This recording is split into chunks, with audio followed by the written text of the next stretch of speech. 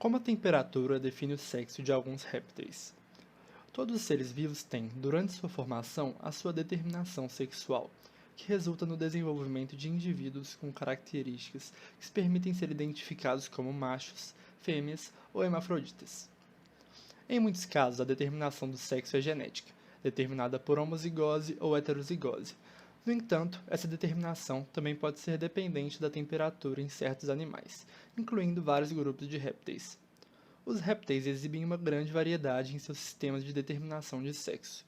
Existem aqueles que têm o sexo determinado por herança de cromossomos sexuais, GSD, e também existem os que têm o sexo determinado por fatores ambientais, como a temperatura ou umidade, TSD.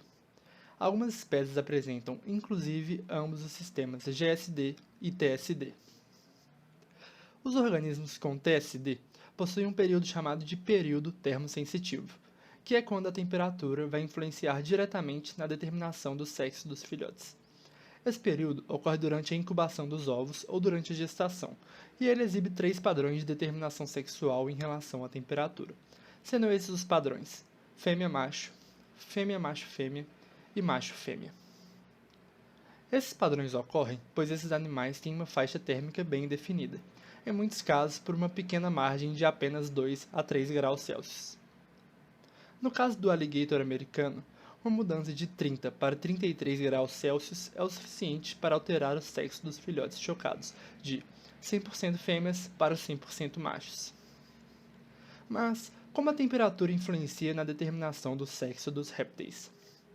Durante esse período, alguns mecanismos e componentes importantes para a determinação do sexo serão influenciados pela temperatura, como proteínas, hormônios, enzimas, fatores de transcrição e eventos genéticos, como o splicing e a metilação. Esses componentes podem ser divididos entre os que estão presentes em temperaturas determinantes masculinas ou femininas. Em temperaturas determinantes masculinas, já foram observados 3 exemplos de determinantes, sendo eles o SOX9, que é um grupo de fatores de transcrição, que é responsável por iniciar a diferenciação das células de Sertoli e, consequentemente, a formação dos testículos. Também foi observado o hormônio antimülleriano, AMH, que é fator importante para a regulação e diferenciação das células de Sertoli. Esse hormônio inibe o desenvolvimento dos ductos de Miller, que, se expresso no embrião, se desenvolve e forma as tubas uterinas, útero, cérvix e um terço superior da vagina. Outro exemplo é o DMRT1, proteína que também é encontrada em células de Sertoli.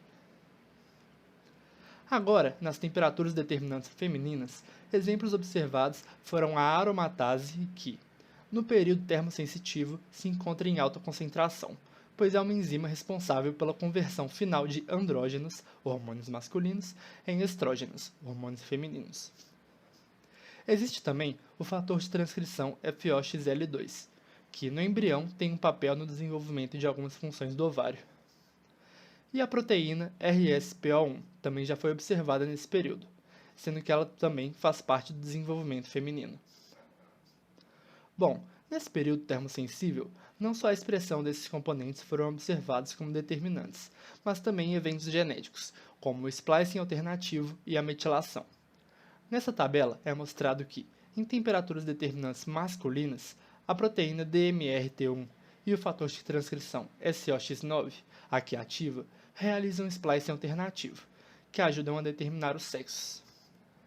Agora, a metilação, lembrando que em DNA metilado os genes estão inativos, já se observou que em temperaturas determinantes femininas o SOX9 é muito hipermetilado.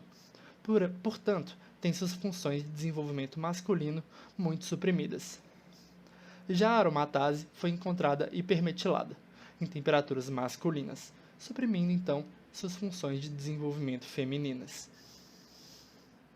Após esses estudos, podemos concluir que a temperatura é um fator muito importante para a determinação do sexo de diversas espécies de répteis, de forma que alguns têm o seu sexo determinado apenas por GSD, outras tanto por GSD quanto por TSD, e alguns clados inclusive têm o sexo determinado exclusivamente por TSD. No entanto, apesar de ser possível observar que a temperatura influencia diretamente na abundância ou supressão de alguns componentes no organismo que desempenham um papel essencial para a determinação sexual, como proteínas, enzimas e hormônios, ainda não existem até então estudos suficientes para entender profundamente como ela desempenha esse papel. As possibilidades de splicing alternativos e as recentes sequenciações gênicas de grupos de répteis abrem espaço para mais pesquisas serem feitas. Então é isso, pessoal. Muito obrigado pela atenção.